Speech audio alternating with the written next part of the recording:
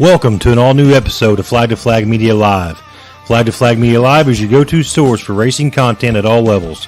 Host Matt Lamar, along with co-host JT Huffman, Zach Stalker, Peyton Walker, and Owen Bowers, keep you up to date, flag to flag, on all the latest racing news and promote upcoming events at local, regional, and national levels. We hope you enjoy this episode. Thanks for watching.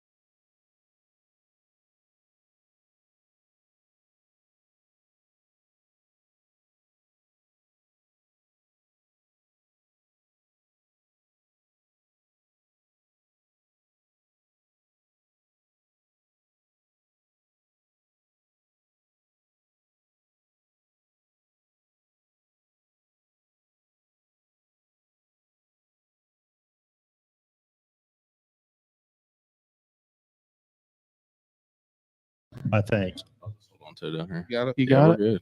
The pressure is on. Can everybody hear us now? Can you hear me now? Can you hear me now? Can you hear me now? Can you hear me? Can you hear me now? Hey, at least we got people watching. There is people watching. Yeah. That's the main thing. Yeah. Derek, I tried to fix all this There when I we got go. here, but there was no hope. Okay. Anyway, sorry, the thing came unplugged. That's my bad. Wow. That's what we all say. Listen, That's a good start. if I knew something would happen when Dustin Riller showed up in my studio one time, it was going to happen. I guarantee it. Okay, start over. We're going to go through the spiel of how this all came about, how Ryan and Dustin became the promoters of Thunder Valley Raceway. There's some backstory to it, and then I will let Ryan and Dustin talk, and then maybe they can answer some questions, and then we'll open up for question and answers. That way, these guys don't get flooded with questions and that type of stuff, and we can kind of just make it go as smooth as possible. All right. So starting July of 2023, I had talked to some people about, is the racetrack ever going to open back up? Just small talk stuff, right? And then I thought, well, I'm going to message Ryan just because I know Ryan, Dirt Team Media did a lot of live streaming over there for previous races a couple years ago. So I just text Ryan. I'm like, hey, have you heard anything about Thunder Valley? And he pretty much said, what do you mean? And I'm like, is it ever going to open back up? And then he said, well, I'm actually in the process of talking to them now. So with that being said, to all the viewers that's been watching for the last 3 or 4 months about what's going on in Thunder Valley, I knew what was going on. Some of the guys knew what was going on, but with the respect that I have for Dirt to Media and the stuff that they do, I didn't want to be the ones until you guys officially announced it on your platforms. That You mean they knew and I didn't know? Yes, 100%. That's how good we Yeah. are at secrets. Well, the funny thing is, when Ryan told me, he's like, hey, he goes, we got to keep this away from Roller. Do not let Roller. I said, I can do that. I can do that. So Yeah. Anyway, That's just because I don't take your phone calls anymore. that's true. That's true. I always wondered why I went straight to voicemail. I don't know. Kind of makes sense now. So, so through the fall of 2023, Ryan was working behind the scenes, a lot of stuff going on. Then obviously there was a storm in 2023 that took out half the bleachers and stuff like that. So, you know, there's a lot of stuff that's behind the scenes that you guys are dealing with that, I mean, there's a lot going on. So in 2024 now, was it 2 weeks ago that you officially signed the contract for? Yeah. Okay. 2 weeks ago. And I just kind of like, I don't want to, still didn't want to like release the information. Right. So now here we are, in the present time. I went up there and talked to Ryan at the trail. What day was that? I don't even remember what day that was. Monday? That'd have been Tuesday. Tuesday. Yep, Tuesday. I was going to do a new hot pit segment for Thunder Valley. I thought I was going to go up there and get some quick video. I'm going to get out of there. Well, I pull in and then the dirt to media truck's sitting there. And I thought, well, there's no better timing to talk to Ryan than now. And then I pulled in and then he's talking to Randy Lee. And I thought, well, if Randy's here too, there's all kinds of news getting thrown out there. Yeah, oh yeah. It was all out. Yeah. So we sit up there and talked for a while about, you know, what needs to be done to track and stuff like that. So I will say this on my part, there's a lot of work to be done. And that's why I put in a hot pit. I'm like, as a racing community, we have to be patient because there's so much going on up there. When we were walking around looking, I mean, we're talking sessions, we're talking new bleachers, we're talking track prep. You got to get all the logistics together as far as a track crew, announcer, flag. I mean, we're talking like a complete takeover with Bear, right? I mean, it's pretty much a solid, a clean slate. Yeah, and just to go back, you know, to July of 2023, basically I reached out, just being nosy. More, you know, everybody was curious. Hey, what's going on with Thunder Valley? What's going on with Thunder Valley? So I reached out just like everyone else, and you know, just kind of was one of those deals where, you know, initially when I reached out, that was, you know, they didn't have any interest in doing anything. They didn't know what they wanted to do. You know, the fair board, they just didn't know. Right. There was just a lot of that sort of communication. And, you know, finally I went ahead and I just put together a proposal, you know, a written proposal, you know, 3 or 4 pages of, hey, here's what we can do here. And submitted that, and that initially is kind of what got the conversation started. Right. And I know there was a lot of talk that the fair board did not want racing, they did not want this, did not want that. You know, but from what they told me, like nobody came forward with a proposal, and that's, you know, essentially what we did. You know, we put together a proposal. It was on paper. Here's what we can do. Here's what we're offering. Here's the situation, and that kind of got, you know, the ball rolling with the whole deal. We sit in on a fair board meeting. I believe it was in July. It might have been the first part of August. And, you know, from there, it just kind of snowballed. Obviously, you know, that started last July. We're sitting here in March and just now got the deal signed. So it's been a process. Right. Don't get me wrong, but yeah, I mean, it's been, you know, we've already learned a lot about, you know, how this whole deal works and how it operates, and just a lot of moving pieces, honestly. Right. More so than I thought there would be. Right. So I know that everybody that's watching, 115 viewers, which is phenomenal. Appreciate everybody watching and everybody tuning in for this, because when during the wintertime, when Ryan and I discussed about, you know, I thought it'd be cool, you know, if you guys got to take over the track, it'd be cool to come on here and just use the 2 platforms and announce it. But I know that everybody's wanting to get to the meat and taters. They're wanting to know what's going to happen in Thunder Valley for 2024. Obviously, we just discussed a whole bunch of stuff that needs to happen right before anything happens. So, is there right now, I guess we'll just go ahead and throw this out there, but right now, do you guys what's the game plan for right now in the short term? Just so everybody's kind of like transparent about it. I mean, short term right now, we've obviously got a lot of work to do. You know, the grandstand situation is unfortunate, but luckily, you know, it's a county property, and they are responsible for, you know, the fair board and the county commissioners are responsible for the grandstand repair. So that process has already began.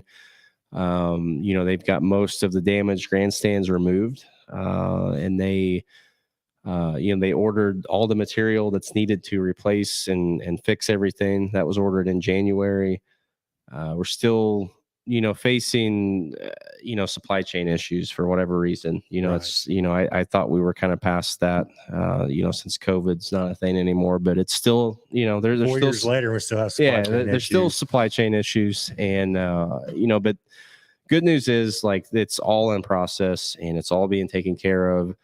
I've been told, that by, possibly by the end of April, this whole deal could be done.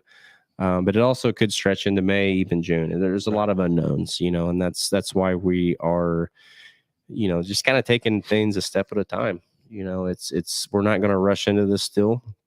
When we open the gates to, Thunder Valley in 2024, we're going to be ready. We're not going to rush into this and, not be ready for it, because that first impression is everything. Right. And those first couple events, I know we're going to have a lot of eyes on us. We're going to have a lot of competitors. We're going to have a lot of fans. We're going to have a lot of just everything. And we want to make sure that we're right. And we're not going to open those gates until we are confident that we're ready for it. Right. But I will follow up with this is that there will be cars on the track in 2024. Yes, absolutely. If we're going to get to the meat and taters of it, it is there will be cars on that track in 2024. Gotcha. Yep. Next Friday, is that what you said, right? Yep, we're going to Next Friday. We're actually we'll have RC races in the infield There you go. next Friday. So we should be good to go for next Friday. And but yeah, it's definitely been an interesting couple of weeks. Like right. we just we were pretty confident going into this still when we submitted the proposal and got in these meetings and kind of got the door open, so to speak, and got our foot in the door that we submitted a very fair and just proposal. And it's still kind of surreal though that it's right. actually kind of came to fruition here, and we're in this position. But I'm definitely excited, and obviously the community is already they've already turned out, and you can just look at our Facebook page with the Thunder Valley page and just see the reactions, and you can already see the community and how they have wrapped around this. So definitely exciting. Like I wish that we could go racing this Friday. I really do, because the community is ready for it. But like I said, we're going to take our time and we're going to make sure that things are right before we open the gates.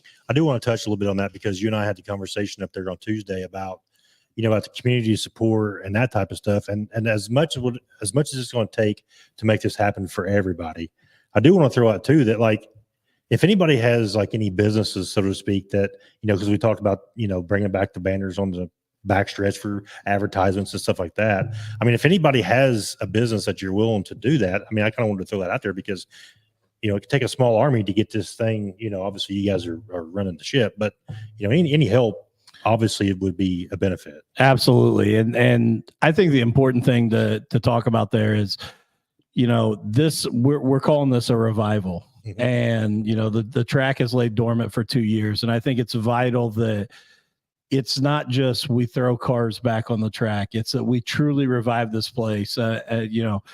We were granted with some really cool programs before the show started from the late 80s, early 90s. And that's the vibe we want to bring back. It's not just, hey, can we throw cars on the track? Can we make a quick buck? This is something that, long before July, this has been something Ryan and I have talked about, is that, hey, Thunder Valley is a place we want to get the opportunity to promote. And that ability to truly bring this place back to the glory that it's had, and even our goal is obviously to be bigger than what it's ever been.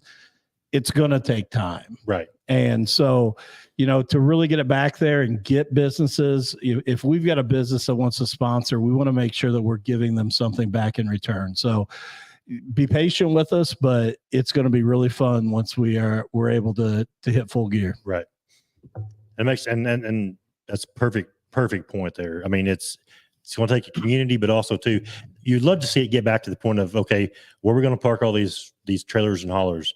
Where we're going to set everybody. Where's like JT was talking about back in the day. You was running C mains, D mains. The car, to me, in my personal opinion, the car count is out there. It's just getting the facility built back up and the vibe and the, when like JT's talked about several times on the show, but Peyton's dad can contest this too. But when you win at Thunder Valley, you've done something, right? It's the 3 mentality classes and 120 cars, right? For 3 classes, Right. And it's a great racetrack. I mean, Right. that's the thing I think that has been missed, especially in the 2-year hiatus, is that the racing there is great, exciting racing. And like I said, as Ryan and I talked about this, even in our dream phase years ago, when we kind of jumped into this thing, it was, where is a place that we can get in and afford to get in and be able to do something, be fair with what we offer, but we can produce a product that is exciting, that is fun, that builds a community around it.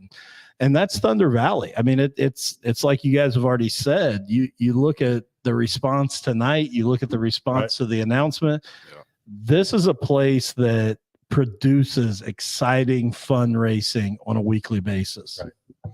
And I think it's a place too that's not, I mean, JT, you guys can, but I don't think it's a place that's hard on equipment. If it's not like you're running a half-mile track somewhere and stuff like that, it's just the thing that I always liked about it is you could go there and not have a brand new set of tires or a $2,000 shock package. And I was winning races on the Bilstein dry slick package, whatever it is. You're talking like $450 for a set of shocks. Right. I never ran my Brownstown shocks down there just because they didn't work. right. But you could afford to race there on used tires and not have 1,000 horsepower, and you just got to drive it, Right. and that's what I've always liked about it. It's a driver's track. The driver, it's a bull ring. Yeah. It's not a momentum type racetrack. And I do want to touch a little bit on Ryan and Dustin's aspect too, just from what I've kind of like seen. But I think going forward too about, you guys talking about being the revival and stuff like that, with you guys going all over the country, with the mini sprint stuff, it's like you guys see what it takes to actually, run a racetrack. And because you've talked to, I mean, it's countless promoters right over the country. And I think that's great to see that you guys can take whatever you guys have learned and put toward Thunder Valley as well. Yeah, absolutely. Like I said, off camera here earlier is we've been broadcasting and doing events from Florida to Pennsylvania to Oklahoma to Kansas. Like, just we've been all over the country, and we've seen how everybody operates. And I'm not saying anything bad about Indiana, but we can do so much better than we can bring everything we've learned and pull it into this place. And I just think the potential, honestly, is endless. And that's what's so exciting about it is you've got a track like Thunder Valley that you can literally, you can have what's unique about it is you can have a super late model race, and you can also have at the same facility, have a mini sprint race. Right. And there's not many places in the country that you can have a good show with from all the way from a super late model down to a junior sprint or whatever it is, and have a good show for both. And just say Oklahoma, for instance, like we race, micro sprints are a big thing out there, but they're racing on quarter-mile racetracks, and that's fine. But here with this, kind of fifth mile is what I'm going to call it facility. Like, we can race late models, we can race junior sprints, we can do all of this right here, Right. and kind of bring it all full circle. And that's what's most exciting to me. Obviously I know that, people are really concerned about what classes we're going to race and what we're going to do. And I know that's a hot topic, but the cool thing about it is, and it does make it challenging on our side too, but we can literally do anything. Right. Like, it's a wide open canvas of what we can do here. And that's what's most exciting to me. I mean, we can have a super late model race if we want to. We can have a junior sprint race if we want to. And everybody is on a track that's it's not too big for that junior sprint, or it's not too small for that super late model. Yeah, it's tight, it's small, but it's still doable. It's like a couple of years ago, Yeah. I mean, they would run super stocks up there, Yeah. and then they'd turn around and run the mod lights, and both shows were spectacular. Yeah. And it's like, those cars are completely opposite ends of the spectrum. You know? So It is hands down one of my favorite super stock tracks that exists. yes, I've seen enough races there that the battles that can take place, the multiple grooves that can come in, even on a bull ring that people don't think exist. If you've never been to that track, and I know we've got several over 100 people watching that probably all have, but if you've not, right. go watch a race there. It is tremendous. If you're watching this and you've never been there, then you have to go. Yes. Like it's a must go to. Are you guys ready to open it up for questions and ansers? Yeah, Hey, Press conference, this is your like show. like a press conference ready for the question. and I'll answer make session? up any answer we don't have. Okay, that worked for me. This is I your don't show, know man. I don't know if I don't think it These passed all that. say no sound, no sound, No sound, mic's no off. sound. So the funny thing about it is, after this is over, I got to download this and give it to Ryan for Dirt Media content. Do you want the no sound? I'm giving you all of Hey, it. I'm all about You're it. Hey, getting the no sound. Oh, here's yeah, the thing. Like Trust me, I'm cutting from my own personal highlights. Sure you are. you know, we broadcast hundreds of races all over the country every year, and we have, you know, it's just, this is technology. You know, Yeah. things are going to happen, and I don't care if you're, you know, flow racing or if you're Dirt 2 Media. Like, we all have issues, Right. You know, and just getting it executed and fixed is the important part. Hey, I'm going to jump in right there on Braden Reed. Braden, it is coming. Thunder Valley merch will be out within the next couple of weeks. Fresh Prints will be taking care of all the Thunder Valley merch, and that will be there'll be an online store that'll be coming out, and we'll start rolling that out here pretty soon. So we've got some great ideas for some merch, but I definitely want to touch on that. But the Thunder Valley merch will be coming out, so watch Facebook, and that'll be coming to you. Yeah. And to add to that, it's, you know, this whole deal is going to take the community support, you know, and, you know, it might look like, yeah, we're trying to sell merch, but those merch sales are going to directly affect and impact what we're doing, you know, or what we're trying to do in here, Right. you know, so definitely excited about that. We came up with a good, what I think is a really good logo and a good brand here. You know, we've got, you know, the logo you guys have seen on our Facebook, but we've got a whole, like, you know, logo. We've got a whole branding package together that's going to be really cool to, you know, unveil, and we've got a lot of good ideas as far as merch goes. Sweet. Yep. I do want to ask though, since Roller's in charge of merch, Yeah, you'll have to pay. Yeah, I can't even get a free T-shirt out. I you know what? I spent a Well, lot of you know- years with you, Lamar. Just that- mooching off of me. So yes, you will be paying. The rest of the crew here, I'll take care of you. But this, You know mooch is- what? This I'm mooch is glad- gonna pay. I'm glad I ain't the only one it mooches off of. Do you know how much money I have in Thirsty Goat apparel?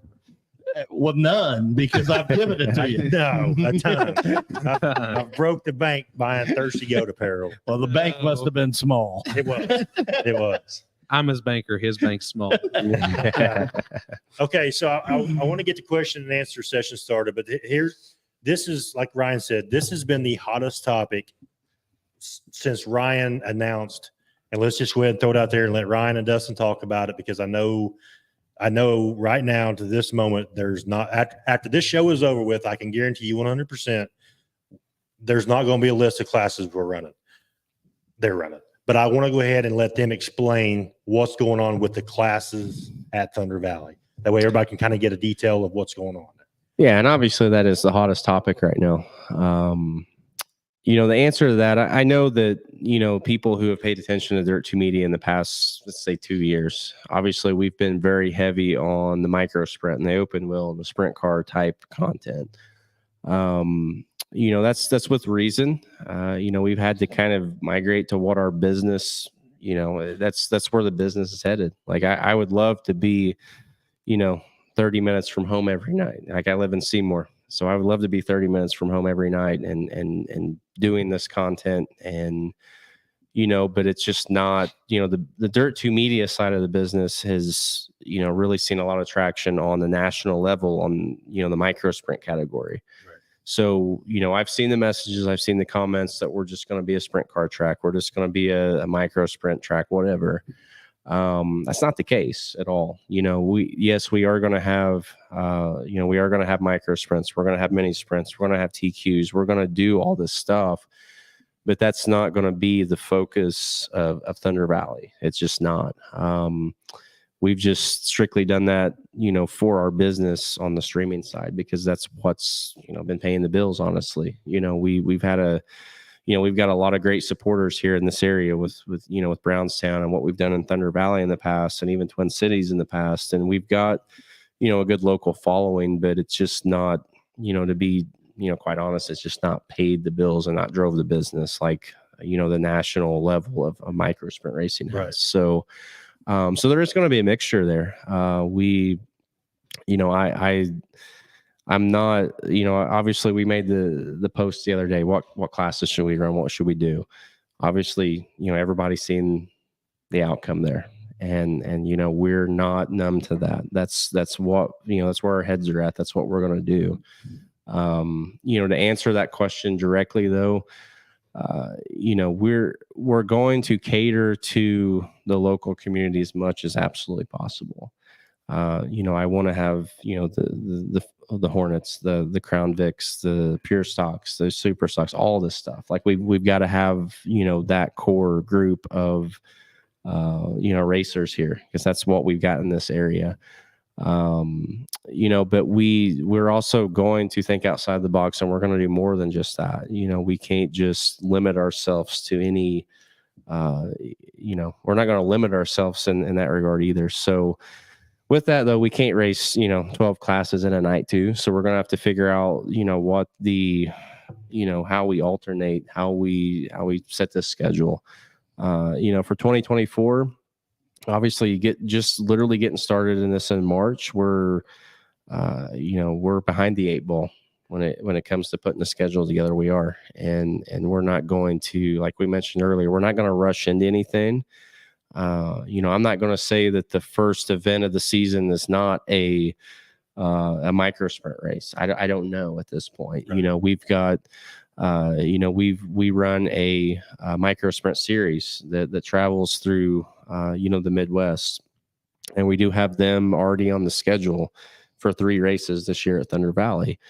So I'm not going to say that's not the first race. I don't know that yet. It just depends on how quick the grandstands are done. It depends on how quick everything comes together. But, that's not going to be the core at Thunder Valley. Right. We're going to do what the local community, we're running a business here. So obviously with there's a million Crown Vics and Pure Stocks and Super Stocks and Hornets and all that. So we're going to pay attention to that, and we're going to make sure that, we're doing all we can to accommodate the community. I know there's been questions about mini stocks. It's been a big thing here the past couple of days. And, the answer to that is if we can get a car count in any division, we're going to look at it. If we can get 10, 15 cars in any division, we'll look at it, and obviously we're going to have to, do some alternation and different things, because like I said, we can't have 12 classes in a night, but,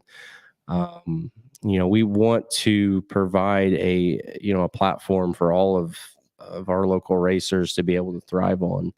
So, it's going to be challenging. Don't get me wrong. Like I'm a little nervous about making sure everybody gets their fair share of Right. The pie here, as far as track time goes. But, I think there's a good general consensus so far we've seen, just through that post we made yesterday or day before, of what we need to be running on a weekly basis. And that's going to be, it's going to be what we do. And we're going to mix in, specials. We'll be traditionally, we're going to be a Friday night track. That's going to be where it stays. But I think we want to do a lot of, I say a lot, but we want to mix in some 2-day shows. If it makes sense on the schedule, if some of the other local tracks aren't running on a Saturday night, let's do a 2-day show. Let's do a Friday, Saturday, and let's keep everybody there for the weekend, and let's camp and have fun with it and enjoy it. We want to do some of that. If it makes sense to squeeze in a Wednesday night show for some reason, I don't know. Like we want to leave all options on the table. And if it makes sense, we will do it. And if it doesn't, then, you know, that's just kind of where we're at with it right now. I want to build on what Ryan just said too. Is car count is obviously huge, and you know when we're looking at all these different classes, what they can bring in. But to go back to the point of it being a community, if we've got a couple different classes that we think we might be able to get 10 or 15 cars, but who are those drivers that are also helping us on social media? Who is promoting Thunder Valley? Who is pushing that content to get butts in the seat? Like, you know, the first thing I was thinking just sitting here, and JT, I'll call you out right here, but we would be insane to not make sure we're running races that the Blue Crew is sitting up there in the You're getting a whole army. Yeah. I mean, just for my hamburger sales, I need to make sure the Blue Crew is there. Right. But that's my point. It's like it is going to take more than Ryan and I and what we can do, but what classes are truly going to help us draw people in? If all it is, hey, we put on a show and you show up and it's, you know, your crew that's with you, that's great. But are you pushing it on social media? Are you drawing in fans? That's what helps us get butts in the seat and to build this thing into something even better than what it's ever been. Right. And from my perspective, I'll add to that even more. I think as racers, if you want your class to run at Thunder Valley, then get with the rest of the people in your class and be like, hey, if they're running modifieds this Friday night, we need to get modifieds up there. You know, like if you just let it slip through the cracks, then there's only 4 or 5 that show up on a continuously weekly basis, you know, from your guys' business perspective, right? I mean, you know, and then you've got 40 super stocks that show up. I mean, I think the super stocks will outweigh the modifieds, in my opinion. Well, and this is the thing too, and maybe Ryan and I go about business the wrong way. We probably do. Let's just be honest here. There's a lot of data to show that that's probably a good point, but like we're transparent, like, and I think that's different with a lot of promoters. Like we're going to be open and honest, like just like I said, like how can you help us? Can you help promote it? Are you going to bring fans in? Are you going to push that? Like I think a lot of promoters just make decisions and there's no conversation about why. Like I'm happy to have that conversation. Like, yeah, you may bring 15 cars and somebody else may bring 10. But if all week long I'm looking at those 10 cars and every driver is pumping the race out on social media, my stands look different when I get out there, that's a conversation we can have. And it's not a negative conversation. It's just a, hey, we need help. And that's what we know. It is not this is never, and in my opinion, it's where promoters go wrong. It's not a promoter driven sport. And sometimes promoters like to believe it is, and I'm not knocking any promoter out there. This is a driver-driven sport. Ryan and I, we were out there tonight, and guess what? Nobody was in the stands. Yep. We walked around the whole track, and nobody showed up. Nobody showed up to watch Ryan and I walk around the track. I beat him. He won't want to admit it, but no one showed up. It's a driver-driven sport. So we want to work with our drivers and make sure that our drivers have input and our drivers are helping us as well. Because that only helps us grow. And that's the only way is it's a mutual conversation. It's not just we set and dictate what happens and we go from there. We need that driver input and that driver support. And that's what'll make it go. And obviously too, with that to add to that, we are we're a little bit unique in this position as we are a media business. You know, we're not just an individual coming in to promote this racetrack. We are a media business, and we're bringing an international audience to Thunder Valley. You know, we've got subscribers from all over the country, right? And with that, like we're going to put a lot of focus in the media side of this business. We're an entertainment business, right? And I think that gets missed, and we're going to focus on that. Like I know that, I was told today that our curfew now at Thunder Valley is midnight. I don't want to race till midnight. No, I don't, because we can, we stream hundreds of races a year, and I can sit and watch our viewership when that clock strikes 11 o'clock, our viewership, it tanks. It absolutely tanks. Right. And, you've got to really focus on that 8:30, 9, 10:30. That's the peak of your audience. And even if you're sitting at a racetrack and you look at that casual race fan, 10 or 10:30, they're leaving. Right. If they're not invested into a driver that's already out there, if it's just your casual fan here in town that wanted to go to the track because they didn't have anything else to do, and that was their entertainment for the night, 10:30, they're leaving. So we've got to really look at this as an entertainment business, so to speak. I mean, we've got to focus on, just because our curfew's midnight does not mean that's when we want to get done every night. Right. We've got to focus on the entertainment value, and anything can happen. Obviously, it's racing, and there's a lot of variables. It's a lot of things out of our control, but we're going to really focus on that side of the business and making sure that that's why we can't have 10 classes a night, because we can't race all night. Right. We want to limit it. Ideally, I'd love to have 5 classes a night max, and that's what we have. And by 10:30, we're wrapping up. I'm not going to say we don't run over that, because we will at some point. I do know that, but that's our 10:30 is our goal each night, and it's just we want to attract not only for our online viewership, we want to attract that casual race fan who just literally came down to Thunder Valley for their evening entertainment. Right. And I think that's something that, that gets lost in the mix a lot. But anybody watching, if you sit and you're sitting in the stands and you watch, people will start leaving. At 10:30. And the toughest part for me is, and this is maybe a little bit awkward, but being on the media side and having a podcast for a lot of years talking about racing, I was critical of promoters that ran late. And and every promoter that I've had conversations with said, go try it. And so now there's a lot of internet evidence of me saying, hey, get it done at 10:30, 11 o'clock, because I want my kids to be able to come. I don't want them to have to leave before features. Well, now the pressure's on, and I do want the community to know that's where we're coming from. Is that we want great racing, we want action, but I want, as we talk about that next generation of race fan, I want those 5 to 12-year-old kids that saw the feature. They didn't just see heat races and hot laps and then had to go home. I want them seeing, JT Huffman in Victory Lane. I want them seeing Zach Stalker in Victory Lane. Yes, the main event. Because that's what's important. And so as we build that, I'm going to have to eat my own words a little bit, because we got to go make it happen now. I'll be the first one to call you out on it. That's for sure. Well, but I don't listen to you. We'll call you out. You'll have your microphone turned off.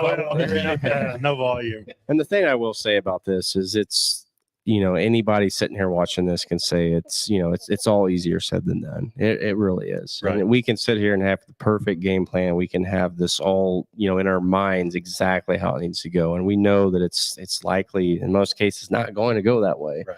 But that's, you got to have that goal. You've got to have that vision that's what we're shooting for. Right. And we're going to have that night that we're racing till 12 o'clock. Right. And if you see me there at 12 o'clock and we're still racing, I'm not going to be in a good mood, but that's what, we're going to work through that. We're going to learn. And, I know it's easy to sit here and talk about, and it's easy to have that perfect, picture painted. But that's our goal. That's what we're striving for. And I think ultimately that's what it's going to take to make this still go. Why are you throwing slop on my perfect picture I painted over here? He slopped it up pretty good. Yeah, I did. I will say this too. I don't know if you mentioned this on social media or not, but there is currently a Thunder Valley Raceway website being built. So the good part about that is you'll be able to keep up with schedules, everything. I think you guys that's what Peyton brought tonight, was for a history section on the website. It's just going to be full of content.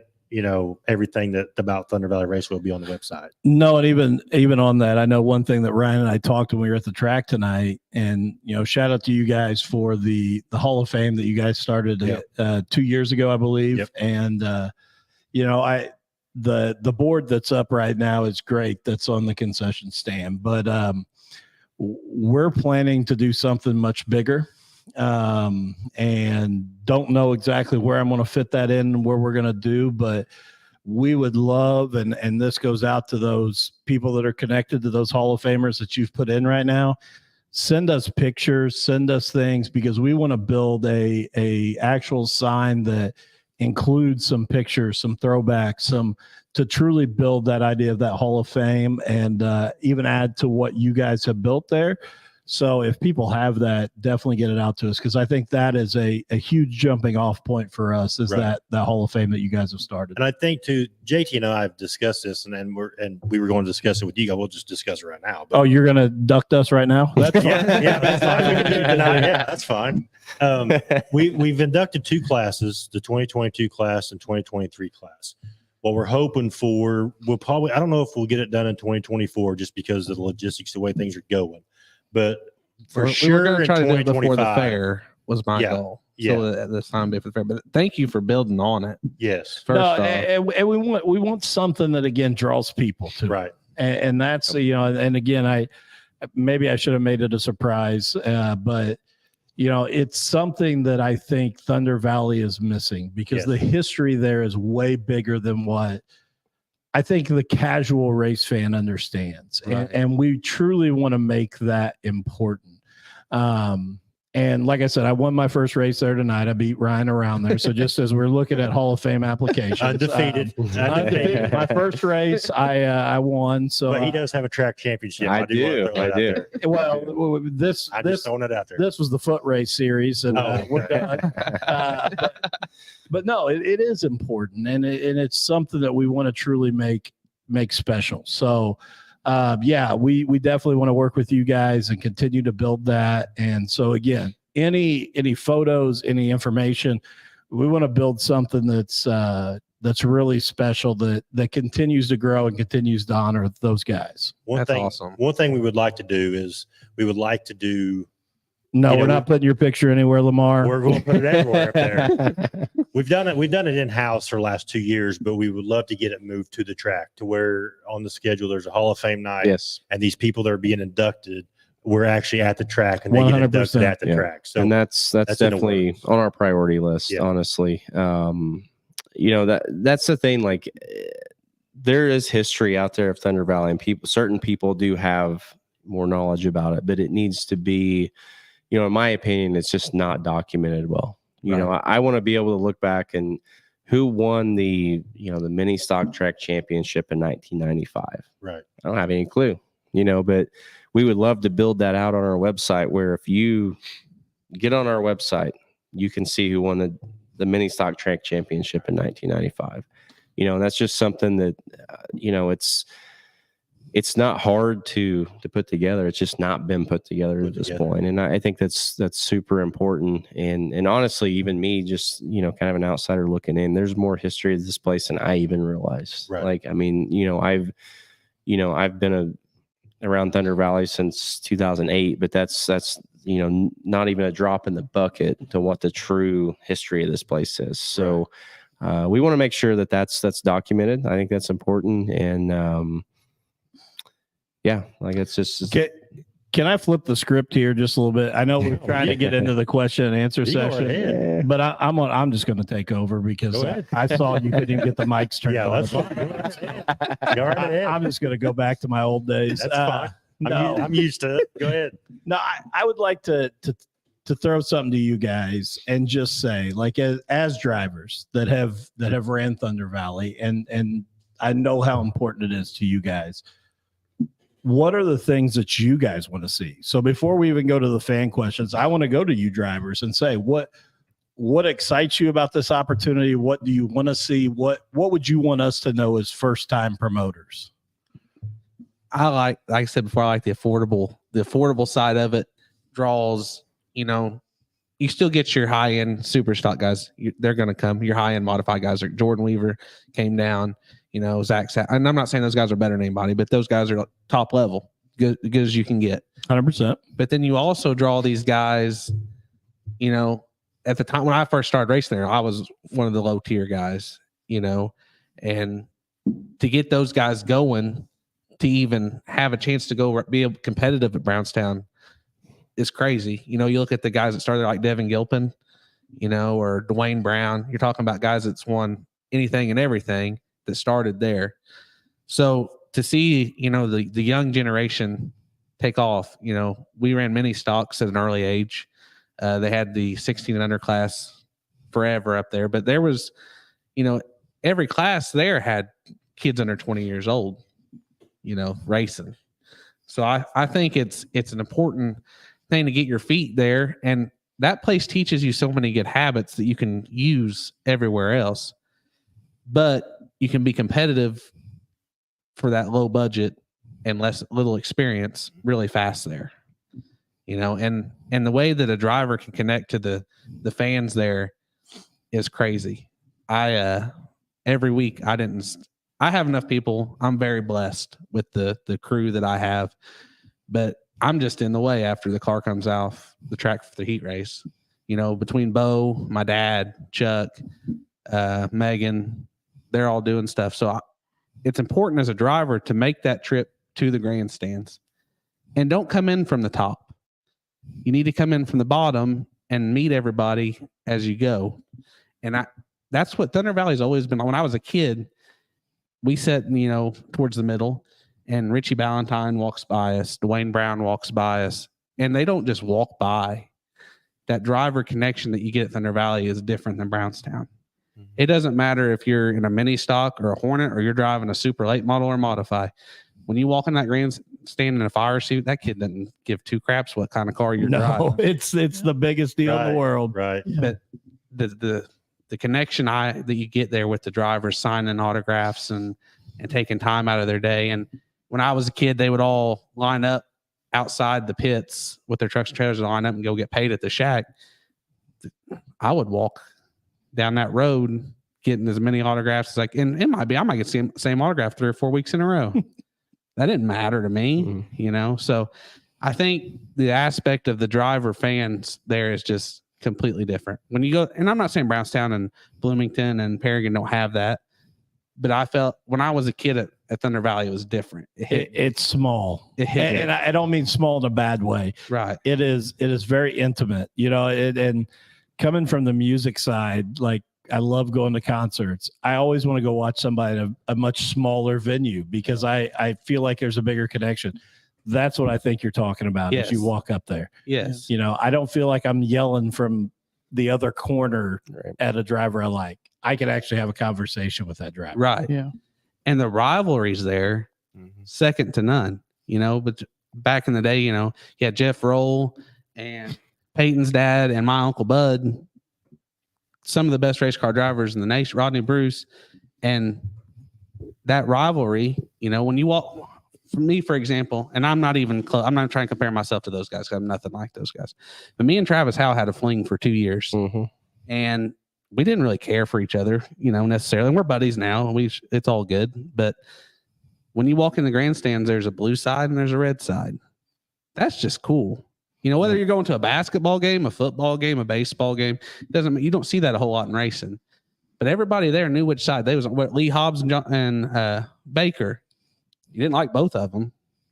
You liked one of them, but you didn't like both of them. You had to choose. You don't see that a lot at other places either. But that was like that growing up in Brownstown. I was Bub Cummins fan. Or I'm sorry, I was Roger Rickenbacker fan.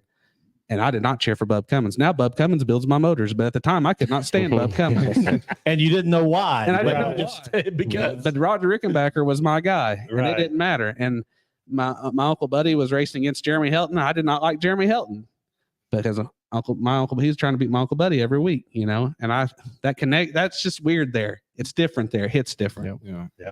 That's racing though. I mean, you've got to have passion. that. And it's not. Honestly, at the end of the day, it might be personal in the moment. Right. You might not like that guy in the moment, but at the end of the day, like you said, you're buddies with whoever that is now. You know, and you've got to have that. And that's something like obviously with the media side of this, like we want to see, and I'm not, we're not going to, fabricate anything, but if there is a rivalry there, we want to showcase that. Right. We want that to be known that that's a rivalry. And it doesn't mean that that there's true hatred or you Right. guys are going to kill each other, but No, it's the yes, it's the battle. It's who's that's what gonna- racing is Yep. about, and I think we lose sight of that sometimes. That people we've kind of became soft as a society, obviously, Right. and I think if we build in some rivalries and some storylines there, it's all good. That's right. And there's a story behind the race. Yep. Right. I guess is what I'm getting. And it didn't matter what class it was. And the way the track was prepared the last 10, 15 races I was there, you could race. Yeah. We were 3 wide in a mod show up there one night. And I was in a super stock 3 wide with mod guys. You couldn't do that. And when I was racing mini stocks, Yeah. it was push each other out of the way. And I hope we can keep that alive, because I know Steve and Misty, who, were in charge of the track class, they did a phenomenal job. Like I credit them. I went back and, obviously through this whole situation, I went back and I watched some of our old video from 2021, and the track was right. Track was good. It was good. And I hope that we can keep that same, standard. And, Steve's reached out. Steve's been great so far. He wants to help us any way he can, so I think that, that's going to be huge. Just kind of, some of the people who have reached out to us in the past, week and a half have just been, it's made me feel good about the whole situation, because everybody's on board. It's everybody wants to see this place excel. So, that's my big thing is we're not gurus on track prep. Right. That's something that we've got to learn. And You're gonna let Roller run the tractor? yeah, Roller's running the tractor. And, Oh, boy. and, No, I got the water truck. yeah, he's doing the water truck, actually. Yeah, You just so- wait. We're rained out Friday. Yeah. Friday's already rained out. I'll be down at the Mexican restaurant on the square in the water truck. Yeah. But yeah, that's all stuff that, like, it's just been cool to see some of the messages that came through, and people who truly just want to see this place succeed. And I think we live in a society now that I think that people they don't always want to see people succeed all the time. It's all about me. It's all me and none for thee type situation. Right. But this, so far, everybody's on board, and that's been what's made me feel so good about this whole deal. Right. I just, to top off what JT was saying, I remember when I was a kid, Dad raced there a few times, and they even had bicycle races. All the kids come down out of the grandstands and do all that. I think that's cool. Get the kids involved, and you don't see that much anymore. And like you said, you got a connection with everybody there. Yeah. So what I just heard is the first race. I'll make the announcement now. First race at Thunder Valley will be JT Huffman versus Zach Stalker on bicycles. See us next Friday night. Yeah. And Davey will have his unicycle. Live on Thursday media. Yeah. That's a cool thing too about the history side of it. And, all the local tracks, not Salem themselves, Thunder Valley, but Brownstown, places like that. They've had a lot of big name guys on that track.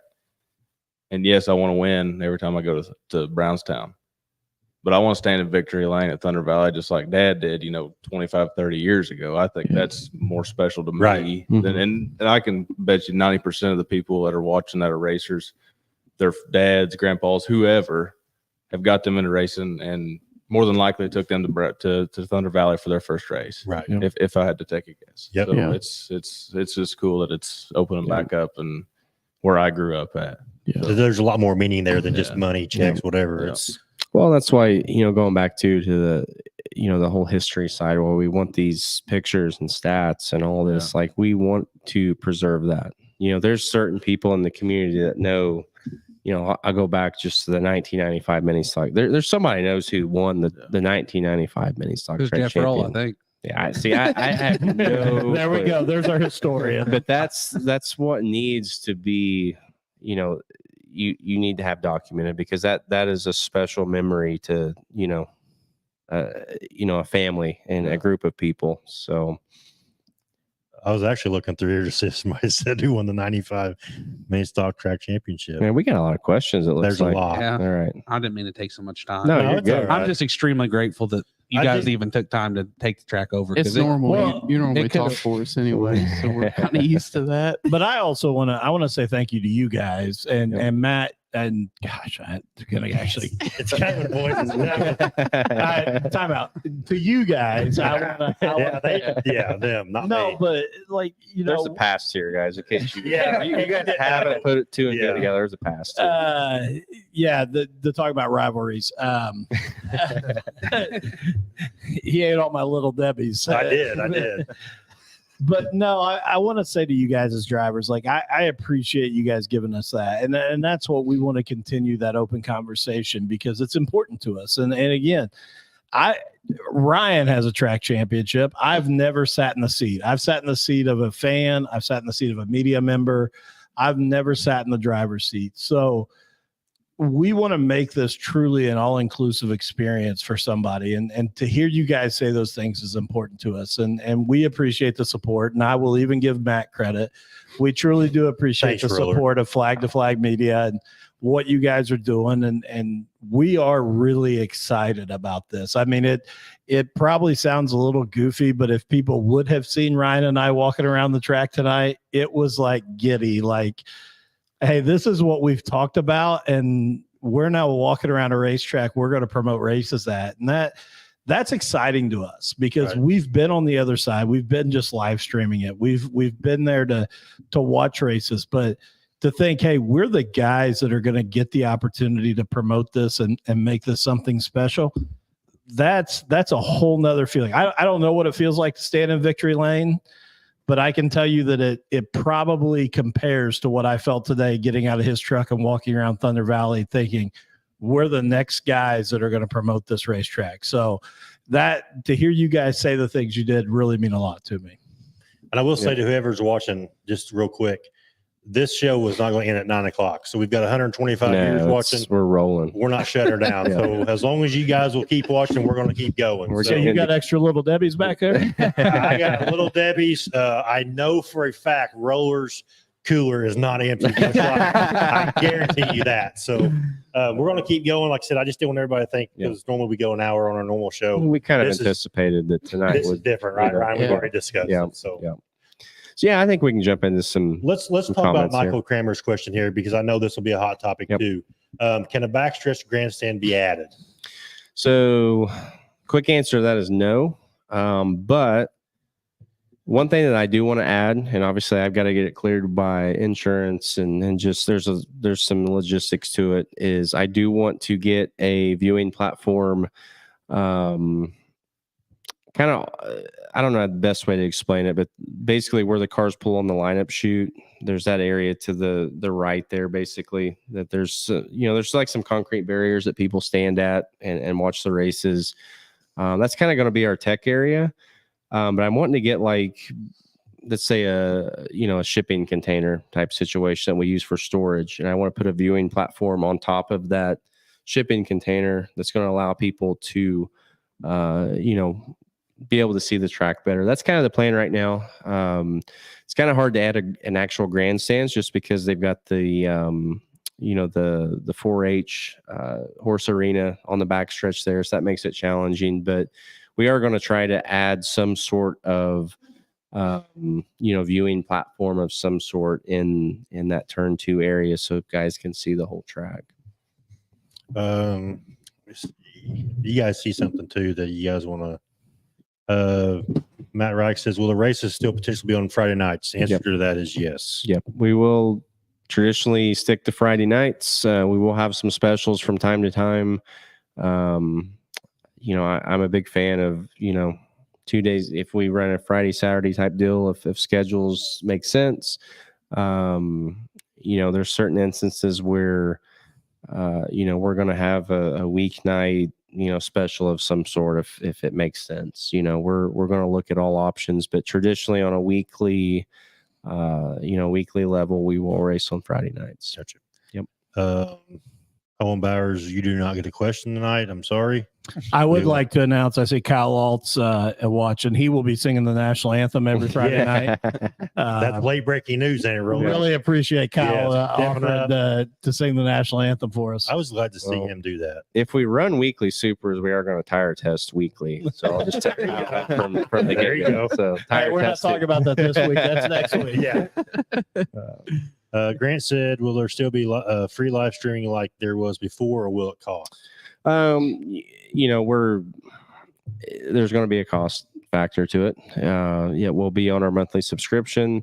You know, that's just sort of the business model we're on. That's, you know, our streaming is going to play a big factor in this business model.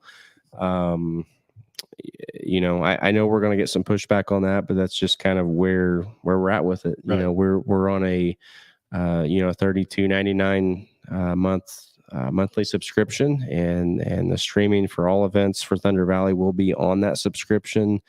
And there's going to be other content too. Like we're you know, working on, you know, just a lot of different content around Thunder Valley. Some of it will be free that we'll post on, you know, our Facebook and YouTube and all that stuff. But there, you know, there are certain levels of that content that are going to be protected by the paywall.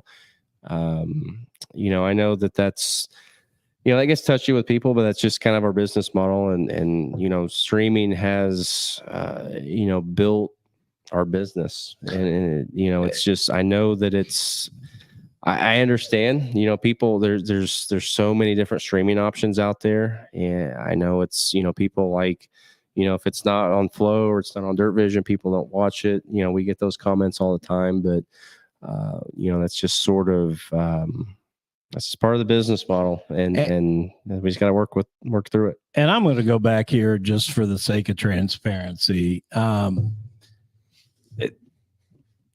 90% of what we're taking in on the cost of live streaming is going back, either into the Yep. track to make it a better location, or B, going back to drivers.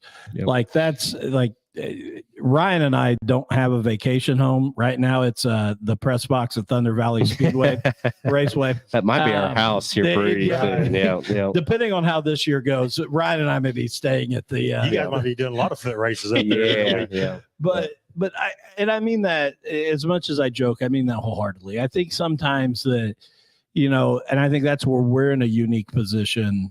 Streaming gets a bad rap from a lot of promoters, and the advantage to us being able to charge to streaming is you can, if there's Blue Crew members that can't be there, they can still tune in and watch that. But that only helps us give competitive purses to drivers so that it is worth coming and racing there. And again, it's going to be a challenge to get off the ground and get started, but we want to be fair. And that goes back to being transparent and open with drivers and, you know, talking to teams. But I just want to be open with that. Like that is, we're not building vacation homes, unfortunately. I wish. Yeah. I really do And wish. trust me, I'll be totally transparent when I build my first one. I'll let you guys know. But But no, there's a certain percentage of, you know, when you subscribe to Dirt 2 Media, there is an allotted percentage that goes directly back. You know, I know that, you know, we've got our monthly subscription. Some of the events, just say like Brownstown, for instance, you know, a lot of the viewers here local, you know, Brownstown is still a pay-per-view, you know, you got to buy that single event each week. And that's not on us. You know, that's a deal that we worked with the track, and that's what makes the most sense for the track in that situation. Right. And they get literally, you know, for an instance like Brownstown, they get a 50% cut of our sales right off the top. And we, you know, our 50% pays all of our production costs. It pays, you know, we've got payroll, we've got, you know, bandwidth, we've got equipment, we've got, you know, there's just a number of expenses that go into this. And honestly, in a situation like that, we don't really make any money when it comes down to it. So it all, we try to give is absolutely much as possible back to the track. And obviously with us being in charge of a track now, like we're going to pull, you know, those streaming dollars, and it's going to directly benefit, the driver's purse. It's going to directly benefit any upgrades we do to the track. I mean, it's, it all goes back. I wish I could say we were, patting our pockets. But, Right. Unfortunately, at this point, we just don't have that level of subscription rate that we're sitting here just raking it in. Just counting money. Right. Yeah. We're not counting money. We're not invested in any money counters yet. So No, we had to borrow one at one point. we had to borrow one at one point. That's how bad it was. We ran our first event. Yeah. We had to borrow a money counter just to count Yeah. the cash that came in, just to hope we broke even to pay out. We had to Right. literally borrow the money counter. So Yeah. we're not there yet. I will say this as well. For the Flag to Flag Media YouTube channel, if you've not subscribed yet, make sure you subscribe, Yep, because subscribe. Ryan and I have talked about doing a bit on live streaming and how Yep. it affects motorsports and racing and stuff. Yep. Not numbers, just the logistics of kind of more in detail what you were just talking about. Yep. So And it's going to have a huge Yeah. effect on Thunder Valley. It really is. Obviously we're going to, the local community is going to be huge. Don't get me wrong. And, those fans in the seats going to be a huge, huge part of our business. But again, we are, we have an international audience. I mean, we have subscribers in Canada. We have subscribers in Australia, New Zealand. There's guys in the UK. I mean, it's just and they watch everything we do. It's not Right. just one particular thing. I mean, they're fans of everything we do. So, that's, to me, that's pretty cool to bring, Thunder Valley Raceway to an international audience. the exposure is going to be crazy, I think. Again, I'm going to go back to you guys as drivers, because I don't know how to do this as being the one being interviewed at all. It's foreign to me. What are you guys' take on live streaming of your events and things like that? I go back and watch my race every week. Actually, we do it together. We did last year on Sundays. Yeah. We had, for a long time, we had Sunday dinner at my house, is what we called it. But Yeah. we watched pretty much the whole Brownstown race that we were just at the night before, just to see what's Zach Sasser doing to win, or what was Jacoby doing different that we need to try. Yep. And you get the first race I won at Brownstown. I give a lot of the credit to Dirt 2 Media. That's great. We'll take it. For, I don't know about that. No. so I watched video after video of, I'm not going to say his name, but of this car that was dominating in our class, and how it was taking a stance off the corner. And I kept telling Bo, I said, my car does not do that.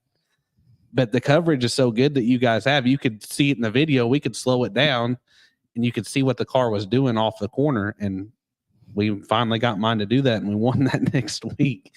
So Did you guys That's know cool. you was being used for scouting report or what?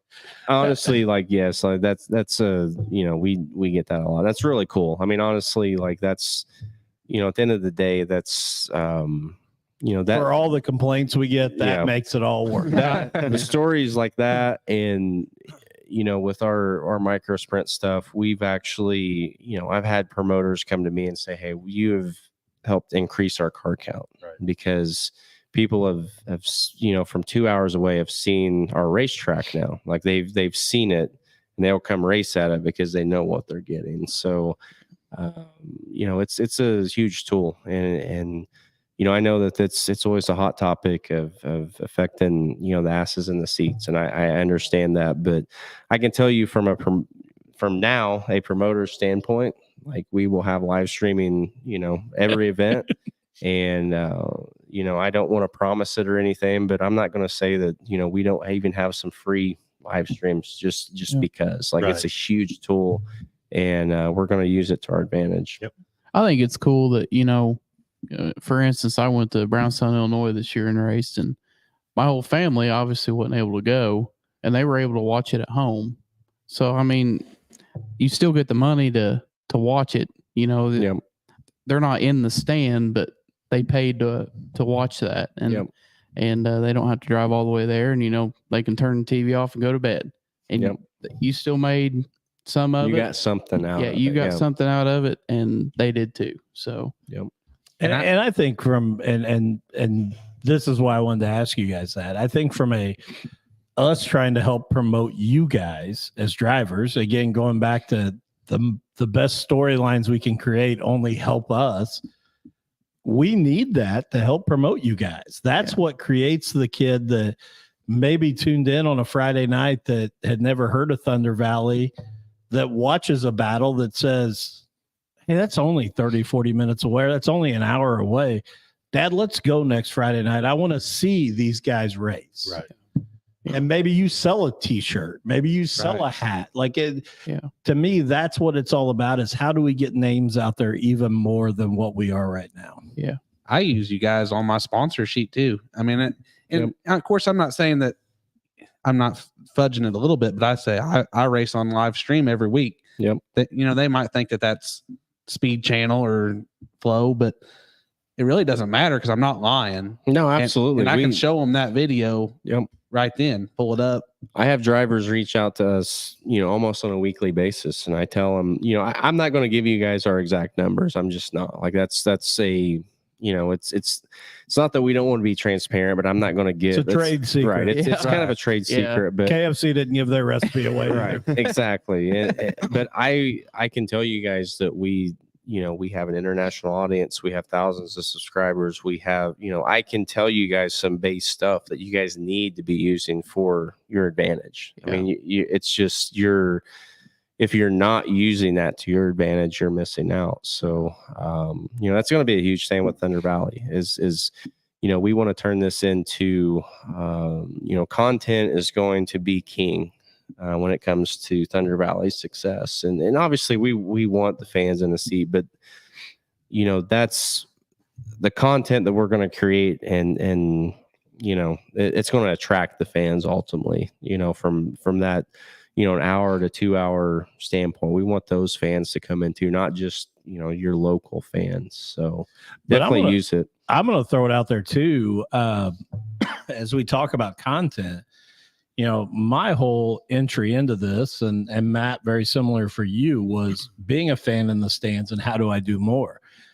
If you're a fan of Thunder Valley that goes every Friday night, send us your videos, shoot clips, send us, your vlog before you go into the racetrack. We'll take that stuff. I can't say we're going to use every bit of it, but those are opportunities for a fan to be involved that we'll use that stuff as we can. So be that promoter too, that helps use your tools. I mean, we all walk around with high-tech cameras in our pockets now. So use that stuff, get it to us on our Facebook page, and we would love to share some of that fan content as well. That hashtag goes a long way. When you hashtag Thunder Valley and you're doing some crazy thing in the stands, people see that. Mm-hmm. Oh, Bobby's watching. I wonder if you think he's still up? Dad's watching. I'd say he's probably still up. Oh yeah, he's retired. He's got a good 940 in him before he's shut eye. What else we got here? Will you sell corn dogs and beer? That's Haas. Yeah, Haas will sell corn dogs. Can't sell beer, unfortunately. Fairground property. So. I will say this: Ryan and I have already had discussion about the menu. I don't know if that's I wonder why. I requested steaks and baked potatoes that night, but the menu's going to be important. We'll have a Matt Lamar special. It'll be a little Debbie snack for 3 times the price. There you go. I like it. So I saw a tech and scales question. Yeah, right. Absolutely. That's something that we're not going to take lightly. I think that's going to be ultimately very important to our competitors. Obviously finding a good unbiased tech guy is not an easy thing to do. We all know that, as everybody who's involved in racing has got their favorites. So that's going to be something that's going to be a challenge for sure. But, we're going to have, a tech guy there each week. We're going to have scales. Guys are going to roll across it. And we're, I don't have any favorites. Like I like all you guys, but, I like everybody as far as that goes. Right. But, if somebody rolls across tech and they're not legal, I've been in that position. Unfortunately this year we promoted an event, in Florida in February, and I had to DQ a kid who was probably 6 years old, 7, 8 years old, and it was the hardest thing I've ever had to do in my life, and it was not fun. It was, but the thing is they were illegal, and we're not going to play favorites to anything. And it sucks in the moment, and we're going to be prepared to answer those questions. If I know that if we have to DQ somebody, or if we have to do this or that, it's going to cause controversy. It does, but ultimately we're going to do what's right for the majority. And I know obviously there's been a lot of controversy this week in the late model world, and that's a kind of a whole different subject I don't want to get into, but you get in these situations and you have to do what's right. And that's ultimately what we're going to strive to do.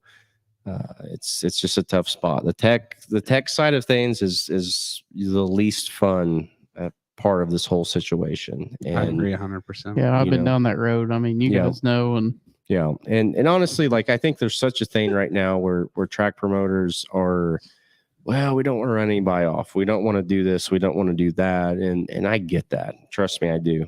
From a business standpoint, you need all the cars and all the people you can get to come through. But, we're looking at this as this is a long-term deal. I don't want to be at Thunder Valley for 1 year, 2 years, 3. Like, I want this to be, a long-term situation for us. And I think ultimately, if we're fair on the tech side, and if we got to DQ somebody next week, I don't care who it is. Like, it's ultimately, I think that's going to, that's going to earn the most respect. Absolutely. So, I agree with that. And I will 100%. say this: I like all three of you sitting across from us, and I've said how much you guys' support means to us. But I also understand that the racer's job is to push the limits as much as possible to get where they need to be.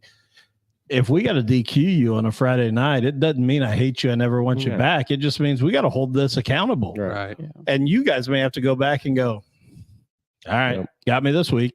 We I'll knew come that back was and only rolled in. figure out something else next week. That's not a we don't like you guys, we don't want you back. But I think if you're accountable and you're consistent across the board and people know what to expect, I think that will get you drivers. I know that I agree with Ryan. A lot of promoters think we can't run drivers off. I think what drivers want is consistency and know what I'm expected to be when I show up. And over the long term, yes, don't get me wrong, you're going to tick some people off and you're going to lose some people here and there. But over the long term, your support is going to be that, hey, I know if I show up and I'm legal based on these rules, I know that I'm good, and I know everybody else is good because these guys are holding it accountable to what it needs to be. Right. that's what we've always said. You run that person off, but then 5 other people are going to see that, they're legit. We don't have to worry about anything else, like you said, as long as we're legal. So you may gain 5 more guys because you Stuck by made the a book. point that if you're illegal, don't show up. And that's about like ending at 10:30. I hope I'm right because I've said that for a long year. So I'm really hoping that's the case. Yeah. But I agree with you, Zach. I think that is 100% true that, that being consistent is more important than, oh my goodness, we may lose 2 or 3 cars if we do this. I want to ask something just because I know there's a lot of questions that are kind of running together, kind of the same.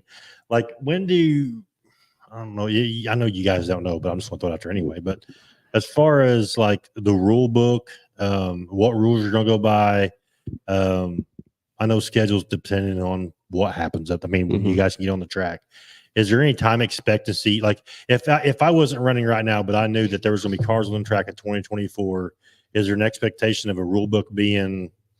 Because regardless of what classes you run, still there needs probably a rule book at some point in time, right? Is there a time frame that we could possibly see that? Yeah, as far as an exact time, I don't know exactly what that looks like. But, ultimately, we're going to do, I think we have to kind of follow what the general local consensus is. That's what I was going to say. We have to follow that, that playbook for now. There's certain things that we might kind of tweak a little bit, if it needs to be done. I'm also not afraid to kind of be an innovator here. And if something, if there's something that, I think around here, obviously everybody follows UMP rules, and that's just a very common thing. If there's something within those rules that, doesn't fit our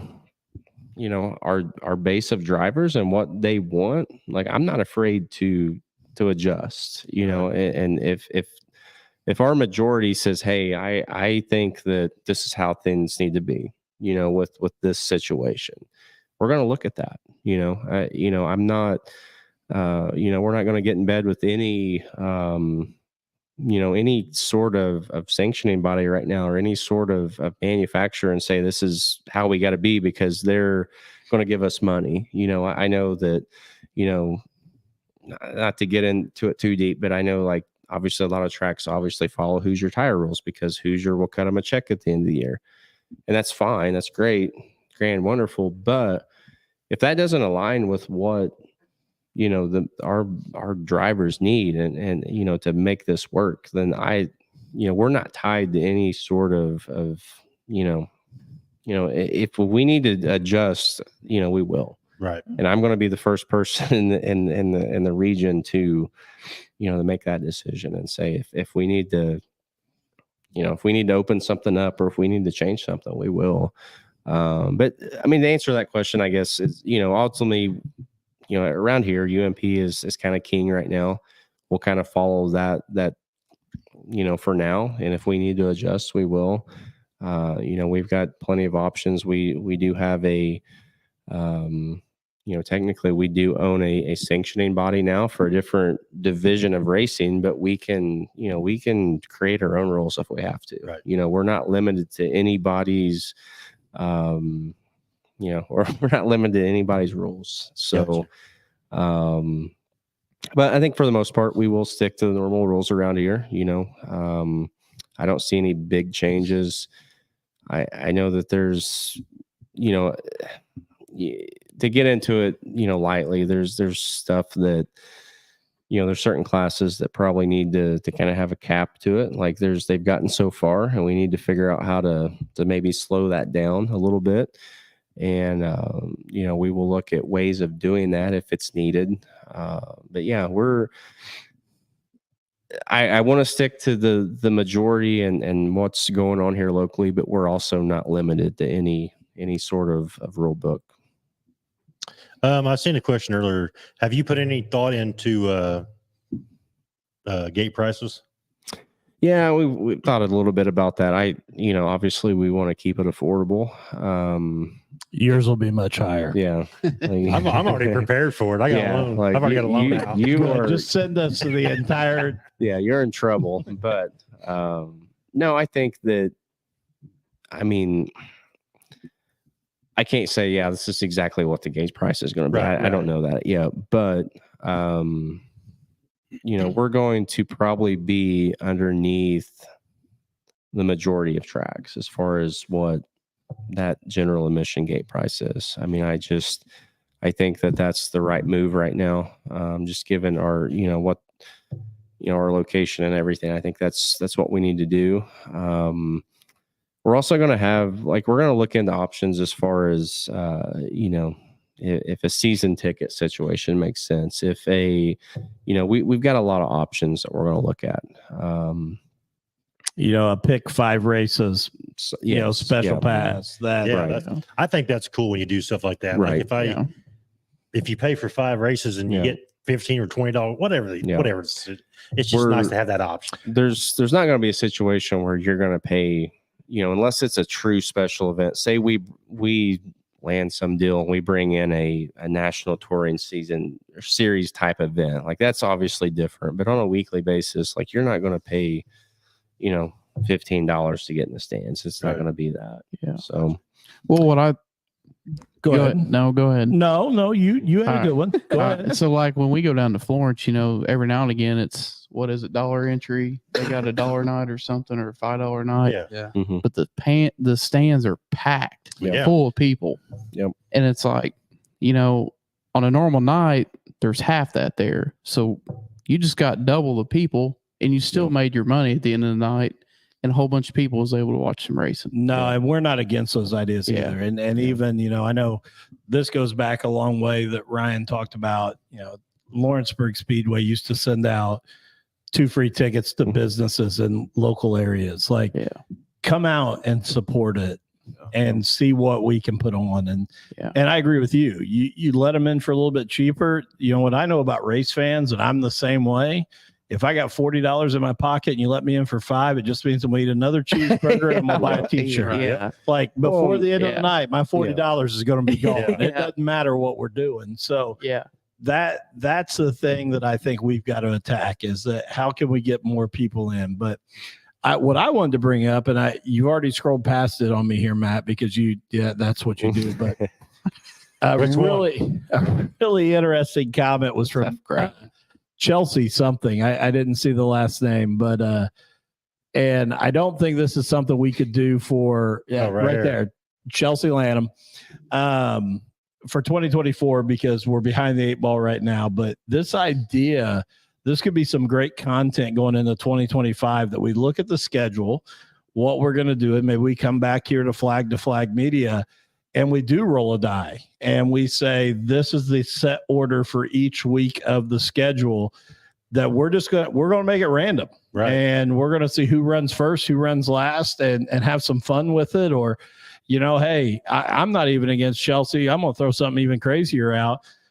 If we set our, and again, this is 2025 I'm talking about, but we want to set our 2025 schedule, and maybe we do a little donation for some charities, and whatever class can bring in the most donations is the class that runs first. And we do some special nights that we give some money back to some charities here in the Salem area and support some things. And so Chelsea, I saw that one earlier. I wanted to shout out, I think there's some really cool ideas we could come up with to have some fun with how we structure that night of events. So, and I do know, like, sponsoring Crown Vics at Brownstown and stuff sometimes too. Those the night that we ran the Crown Vic Dirt Nationals, the Crown Vic shootout, They were the there. Dirt Nationals. it is the Dirt National. It was just cool for them the guys. Matt Lamar National Championship. Yeah, that's what it felt like. It was nice for them guys to get to run first Yeah. that night, just because they never get that opportunity. So Well, the And thing is too, I think, is you got your crate late models, your modifieds, your pure stocks and super stocks. The people that race the Hornets and Crown Vics aren't bringing a lot of the fan base in. So you pulled, like, race the Crown Vic last year, you put it on the track, there's 15 people in the stands. Right. But before, during your heat race, before everybody left for the feature, after the features and everything, there was 500. Just say. it's cool to race. Yeah. It's cool to actually have the fan base in the stands. So when you put those lower in, I'm not gonna say that because it sounds like I'm being a dick, but I'm not. But those classes first, Right. they get the same, But to add to your point, I mean, if you look in the pits, they're bringing the most people. Oh with yeah, them. Yeah. I mean, they got the biggest crews around. I want to say how much I like driver intros. That was Okay. my favorite part. Yep. I love that. We're not As a we're not doing it driver, at Thunder Valley. as a driver, we did that every Bill Stearns Memorial. Just so you know. Oh, I'm sorry. I'm Yeah. sorry. Was I out of line? Well, and I Yeah. think Was there's that one? there's Good ways of doing all this that it's respectful of time too. Right. We did a big micro sprint event back last September, and we were kind of cut short on time a little bit. So we, instead of getting all the guys out of the cars and doing, a full like walkthrough driver's ceremony, we just kind of on the fly reformatted it, and they got an introduction basically pulling onto the track. Like we introduced it different, but there's ways of making all this work and adding to that entertainment value. But I mean, as far as the order of events and everything, I think that, my stance on this is if we do bring in, let's say we bring in a true touring division, in that situation, they're going to go first, in that situation. But on a weekly basis, there's no reason why we can't mix things up. And I know that's always kind of a thing, but if say we have we put on a super late model show for whatever reason, I'm not saying that's what we're going to do, but say we do, obviously in that case, that class does have to go first, like those, because we're going to bring in a different fan base that is there for that. But on that weekly basis, yeah, absolutely. Let's mix it up. Let's figure out, if there's a charity event we can do, if there's whatever it is. Right. Like, I think we're all in agreement there. Roller, before I scroll, have I missed Is there anything? anything And else we missed? I'm sorry, Chelsea. That's my bad. Nope. Thanks for seeing that, Roller. Yeah, I'm here to So- help you. We'll read through these here. You need me here So- every week to help you. It's getting that way, ain't it? Still block sprints. I see that comment. We've got a million messages on that. I can assure you guys. I think and I didn't realize this. I think there's like 3 different series of still block sprints. And I think they've all reached out. Yeah, I don't know exactly how we're going to navigate all that, but there will be some sort of still block sprint in the works. Radial tires for pure stocks. Don't hate the idea, but I don't know that yet. That's a little far out until we get a little closer.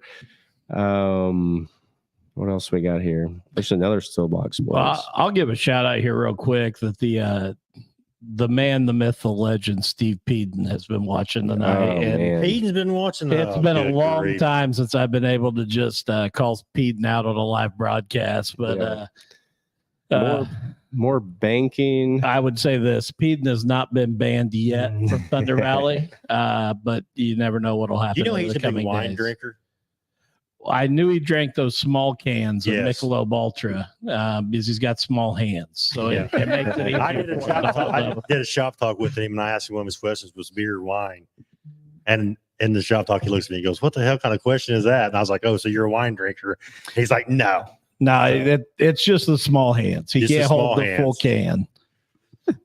Same way with Jared Bailey. He's a big Mick Ultra guy. So we got some still block sprints. Tired of seeing Hornets last. Nothing else. Rotate, which we just discussed. Yeah, well, more still block sprints. Thunder Valley build its own rivals. That's true. Just the track itself builds. Even if you don't want a rival, right. it seems to the low winners purse spreads funds through the field. That's always, we've talked about that. That's a hot before. topic Yep. too. And I'm a big fan too, and we've seen this work in action. Like I keep falling back to the micro sprint world, and I know that's what people think that we're going to do. It's what here. our experience is. We've just got experience in it right now. We put up an event last September, and the winner's purse was, it was 12,000 to win, so it was a big on the top. But we also paid 1,000 to start, and it tremendously changed the event, putting that start money up. So we're well aware of that, and that's going to be something that we pay attention to probably more than what goes on top is that start money. Mm-hmm. I know it kind of amazes me. Everybody, knows that start money should be better. Like everybody knows Right. that, but nobody does anything about it. Right. So we're definitely going to pay attention to that. I think that, obviously it's racing where this is a hobby. I think everybody needs to go on to it knowing that you might or might not walk out of there with money at the end of the night. Right. It's just, it's part of it. Yeah. But if we can kind of, lower that deficit a little bit, and if say that you have a bad night and you make the feature and you run 18th, you're still getting something back out of the deal. Right. So yeah, start money is definitely going to be Mhm. something that we pay attention to pretty hard. Man, there's a spam comment there. That's awesome. What's that say, Roller? Bureau Bengali. That says Matt Lamar for free.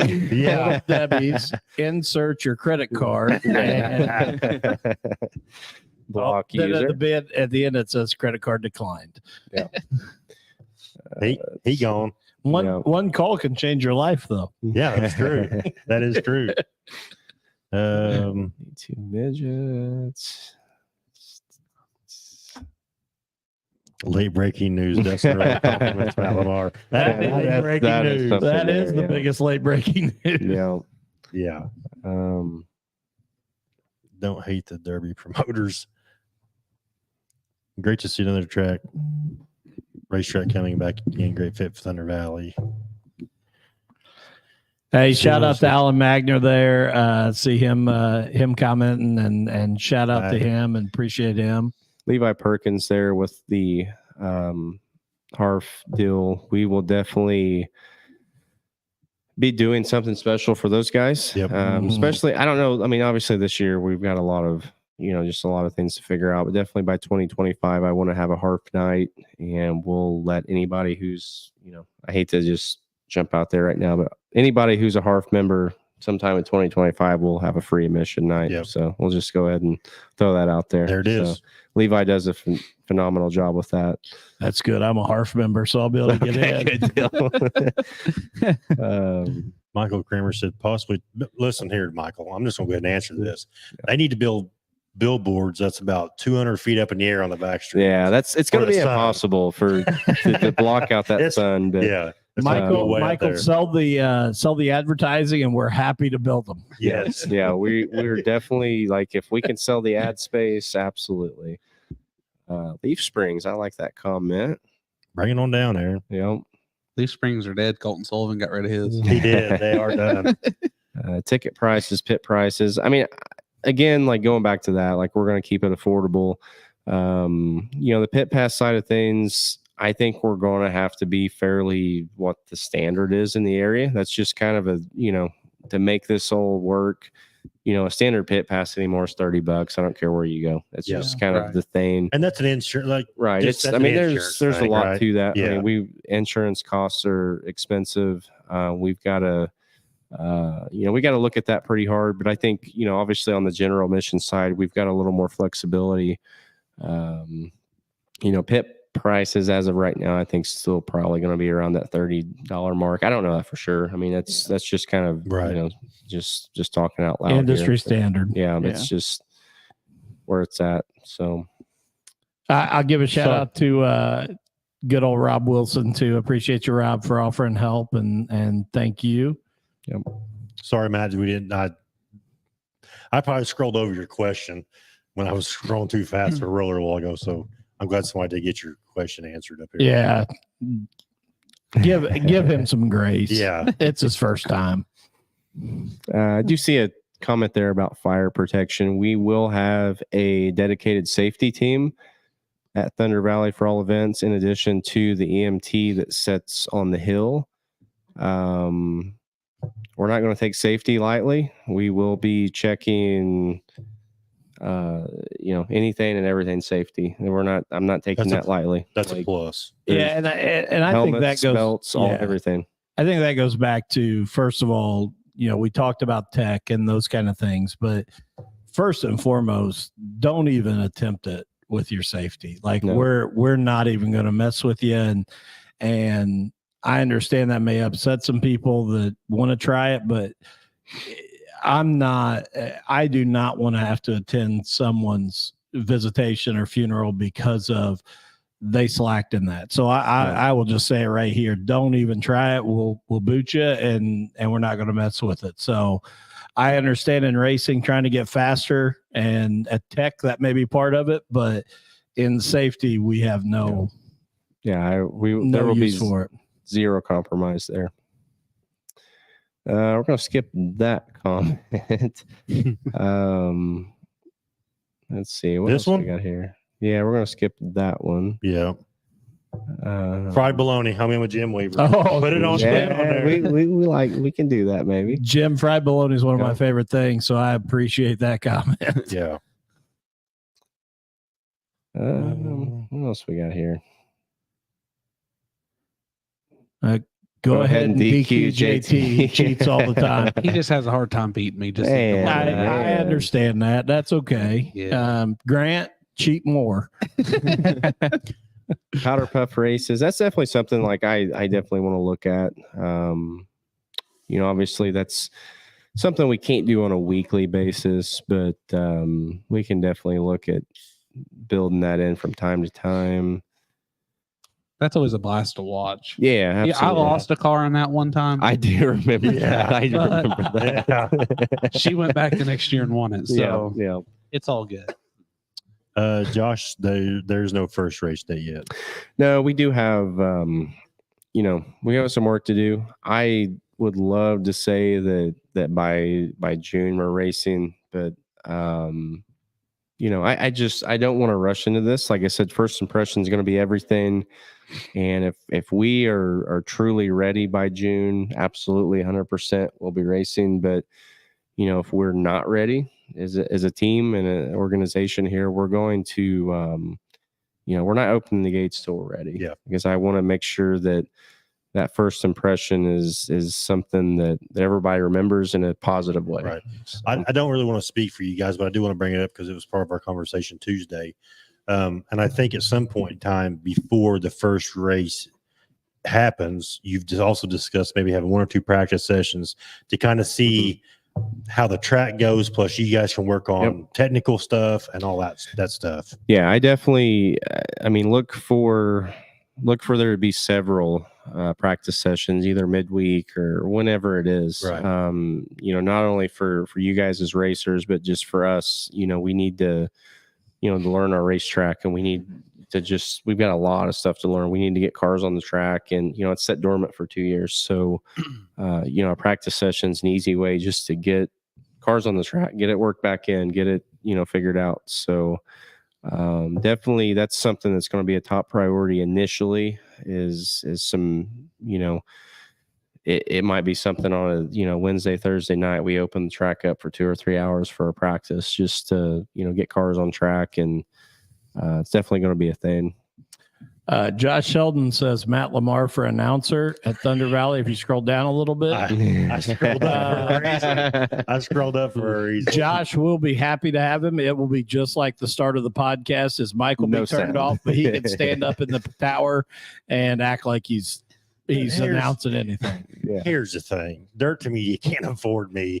I'll just throw it out. Not if we're paying you Little Debbie's. Yeah. I know that. The media cannot afford me as an announcer. Let's see. A lot of still block sprints, so we're definitely going to pay attention to that. Like I said, I've had messages from multiple different series, so I got to investigate to see what the situation is there. Friday nights, yes.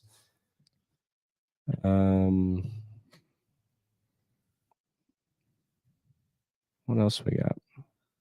Billy here. Steve still blocks. Peden. Oh man. You got a point there, Steve. You got a point. Yeah. And there's some figure 8 comments too. And believe it or not, we've had some messages about that. I don't know, like the way the place is set up, I don't think it's doable. Just the way the water situation is, like there's our hydrants in the infield, kind of in the spot where the X That'd would be be. a bad deal, wouldn't it? Yeah, so We want to get the water truck out Right. there. Down to the Mexico. thing is, We're staying in Mexico. We don't need you. yeah, I love the idea of thinking outside the box there, because we've already talked about doing just some off the wall stuff. If we could logistically make something like that happen, I'm for it. But at this point, I don't know. Love watching micros.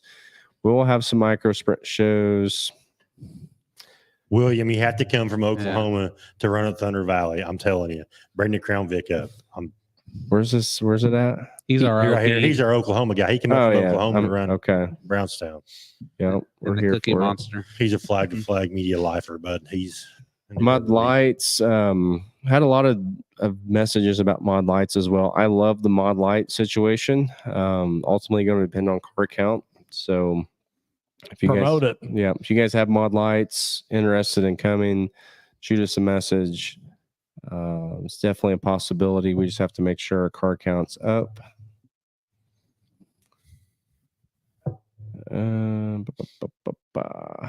Chevy has. We kind of touched a little bit about the curfew's midnight, Mhm. but that's worst case scenario. Like 10:30ish is the Yeah, that's our Our goal. right. Our goal is going to We be don't that meet 10, a lot of our 10:30. goals, but Yeah. we're gonna set that. Now you're already back. You're already pedaling backwards. No, I'm just saying. No, Zach, you He didn't. said 9:30 a while ago. Yeah, No, Zach, you didn't hear me correctly. I set goals. I just fail off. yeah. The important part is goals are set. But no, But we Yeah. will let you down we just about any time you ask. going back to that, like I said earlier, we want to cater to the general race fan. We want people to have fun with this. And, if we get over at 10:30, that opens the door for fans to come down to the pits. At 10:30, everybody's still cool with hanging out. Right. When it's midnight, everybody's ready to load up and go home. So if we can get done by 10:30, people will come hang out. Yeah. So that's going to be our goal. I mean, we love doing that at Brownstown. When That's all one of the races reasons we are- go there. Yeah. Yeah, we all hang out afterwards for 20 Yeah. minutes and just talk. Yeah. We And might I know we might that's- get there at 1:00 and hang out Right. before. Video board. Honestly, I want to say that I have had discussions with some people about video boards. Ultimately, that's a cost thing. We can easily integrate a video board. Like it's literally, I can plug into it in 2 seconds. We've done it before, but they are expensive. So to answer that question, I would love to have a video board sitting in the infield or, outside the track that everybody can see. But that's something that's, we've got a lot of expense here to get started. That's something down the road. If we're still here in 5 years, I'd love to have a video board, but the expense right now is just a big factor on that. So, but ultimately, yes, like that's on the goal list. We could have some fireworks, as long as there's not a burn ban. Might be between me and Roller Report's all said and done. Can I just say, Mike Fields? Hey, that's the comment. There's two Yeah. comments right there, back to back. Mike Like and Grant. we're here for it. Next comment, please. Yeah. And see a comment there about beer in the pits. So fairground property, technically there's no alcohol allowed on the property. So we're going to have to kind of keep an eye on that. Off the record, I'm not going to say that we don't crack open a beer at the end of the night, but it's something that we're really going to have to work it.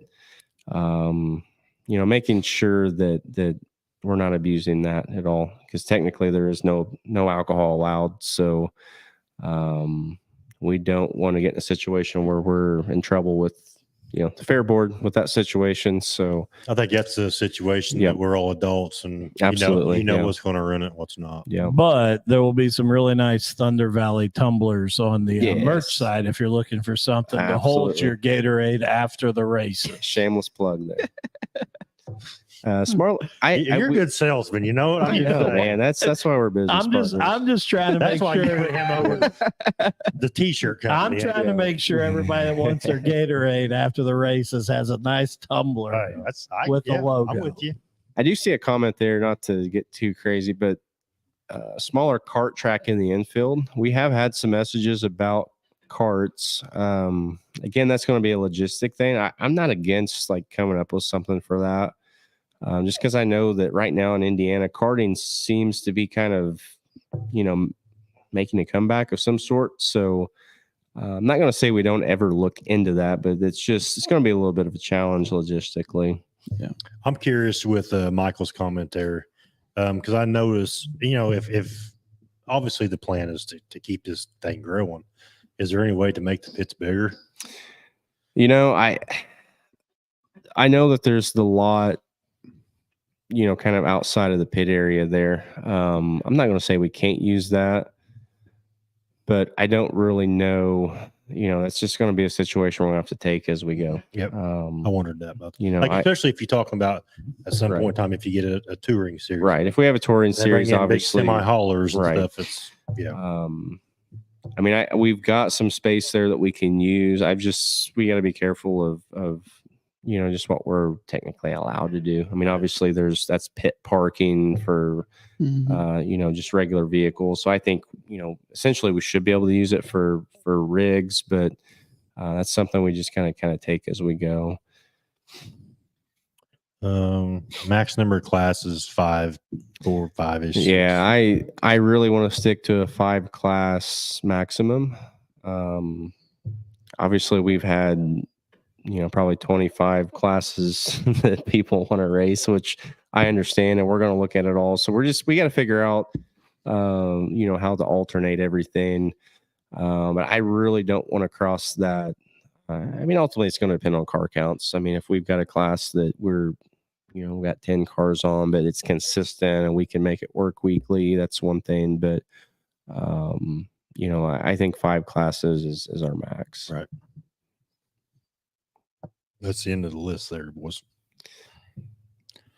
So, are you going to try to schedule on the asphalt track or work together in a way? yeah, absolutely. I've already talked to Salem Speedway. I was actually there on Tuesday, and we're going to work together as much as possible. I know right now the only class that would really cross over is going to be the Crown Vic deal. So we're going to just kind of see how schedules align, but it all goes back to the community involvement, and Salem Speedway is. They're on the rise right now. There's new management there, and they're doing a phenomenal job. And they have, they have reached out to us and offered, all the support in the world. We're going to have a safety team, and likely it's going to be the majority of the Salem Speedway. There's a vicious animal outside here. I don't know what this. I'm Roll, you might have scared to here, shut but that window. yeah, That it's getting vicious. yeah. But we're gonna work very closely with Salem Speedway. I think that's very important for us as a community to do. With their safety team and Glenn, their general manager, has reached out and has offered his services too. So definitely a good situation just Right. to have a track just up the road here that we can kind of bounce resources off of, and we'll definitely work together as much as possible. A good question here about 4-wheelers and side-by-sides and stuff in the pits, because I know that's always some tracks are good, some tracks aren't. Yep. What's your take on that? So ultimately, it's going to come down to our insurance. I've got to talk more with our insurance guy to see what some of the do's and don'ts are. My first guess, without talking to my insurance guy, is yes, that stuff will be allowed, but there's probably going to be a limit on the age requirements for that. We're going to try to police it as hard as we can, obviously, because we just can't have people getting hurt. Right. And Safety first. The insurance deal, I've already met with our insurance guy a couple of times on just kind of getting the ball rolling on things. And, insurance is not cheap, and we're going to have to really, be mindful of what they, what kind of policies they put in front of us, and we got to abide by those. Obviously too, being on fairground property, that's something we've got to, there's a lot of different parties. We got to make sure that are, that we're abiding by their policies. So, first guess is right now though, 4-wheelers will probably be allowed. Anything like that should be good, as long as it has been in the past. But I'm just going to say that we're, probably going to have some sort of age requirement on them. Okay. I did just go out and check the vicious animal. No worries. It's like a 3-pound dog. No, it's a frustrated Grant Simpson fan. Yeah, there you go. That's all of them. That's all it was. I do know that our viewers are starting to drop off, and I want to make sure that you guys get a final. Is there anything that's not been said that you want to say? That type of stuff. Especially, I know Cameron Birch said he'd like to sponsor a class. Yeah. Is there any way to go ahead and get the ball rolling on that, as far as maybe not necessarily for classes because of that, but if they want to do a billboard, if they want to help in any way, what should they do? Yeah. So, Well, I just lost us a sponsor from Grant. Well, there you go. Yeah. That was a quick one. I should have said that Man. before Dustin Hey. opened his mouth. Hey, Grant. Dustin and I are no longer affiliated as far as that goes. So me and you can still talk. No, we are working on, our marketing deck and everything for, everything upcoming. It's like we said, right now, 2024 is still, it's a very, we're going to have cars on track in 2024. I can That's tell what you we guys can that. promise. I don't know yet what that schedule looks like. So I don't know, exactly, obviously with sponsors, they need to know what they're getting. So until we get a little clearer picture on what 2024 looks like, we've had a lot of people reach out, Right. which is tremendous. It's honestly, it's very, very cool to see the feedback we've got and people wanting to help and just from sponsorship all the way to just staffing our events, which is cool. So we are working through that, and we'll definitely just keep an eye on our social medias for all that sort of thing. By 2025, I originally kind of had the stance that we might not race every week just because I didn't know if that's what everybody wanted as a racing community. But I think right now, the way it stands, like I think that we're going to race every Friday night in 2025. Like I like to hear it. Yeah, I really think that we're going to get aggressive with this. I think that if people are going to invest their time and money and energy into racing, they need to know they've got a place to race every Friday night. Right. So, I know it's going to be too much for some people, and I understand that, but, by 2025, we're going to hit the ground running. I look for us, like I said, to be racing every week. So it'll obviously be a little bit easier at that point to put together a true, offering for our sponsors, Right. to say, hey, here's what we've got. This year we're just going to kind of take it, as it comes. We might have more races than I think we're going to have. I really don't know. I don't want to make any promises. We're not going to rush into anything. It's just kind of the stance we're taking. I'd rather have people mad at us for not getting going quick enough than getting mad at us for not, doing the right thing once we are Back to that first impression. Yeah, thing. Yep. it's all going to come to that first impression, and we're going to take that very, very, very, very seriously. But yeah, I mean, we're going to be open to any and all sponsors, class sponsors. 2025 we'll have I want to do a points fund. I want to do all this stuff that we need to be doing. So, ultimately that's going to come down to sponsor help too. So. For anybody who is interested in sponsoring, obviously just reach out, either on our social medias or email or phone, whatever it is, like you can get a hold of us pretty easily and we'll get something worked out. Like I said, this year, we don't really have a black and white set in stone. Hey, here's our sponsorship packages. Here's what we got. Here's what we're doing. But by next year, I think that, we're going to get pretty aggressive with it all. I'm definitely excited. Our business is evolving with Dirt 2 Media, so I'm kind of getting myself in a position where we can, just get more aggressive on our Thunder Valley schedule next year rather than worrying about everything else we're doing right now. So, yeah. Roller, do I get any cut of that? Cut of what? The sponsorships. Yeah, we'll give you a little Debbie snack cake for That each works one you for me. bring in. Hey, I'm not opposed to that. We can Yeah, tell. yeah, exactly. I'm not opposed to it. No, Bobby's officially going to bed. He's out. But, I He's said out, 9:40. He made it. He- to he's- 9:58. He's hanging in there. He's hanging in. Steve Leonard says something about reserve parking, which I do want to bring up real quick. That is something that I would like everybody's input on. On the micro sprint side of things, those guys love reserve parking. Like they will go crazy about paying for a pit spot for the year or an event. If that's something you guys are interested in doing, obviously we're open to that. That's something that's kind of, we don't see much in this form of racing, especially on a local level. But, if you guys wanted to, have a reserve pit spot each week that, you can roll in at, 7:00 in the evening and still get your pit spot. I mean, that's something obviously we can put together. So, yeah, I don't know. I can't really think of much else other than just, All I know is I'm excited. yeah, Gentlemen, definitely I'm excited. I want to thank everybody for, the feedback. It's just, it's been tremendous to see, the comments and, our Thunder Valley Facebook page is, it's already bounced up, more than I thought it would this week. And just a lot of cool things in the works that I think that will, they're going to be good. So we'll just keep going with it. I'll comment here on Grant. Grant, you've got it, just to try and get you back in on the sponsorship thing here. So It's whatever, automatic. whatever spot JT rents is yours, and then we'll move JT somewhere Somewhere else. I'm all the way in the back by the creek. Back 40, yeah, back there in the flood zone. Well, I definitely want to thank you guys for coming on and discussing with us tonight.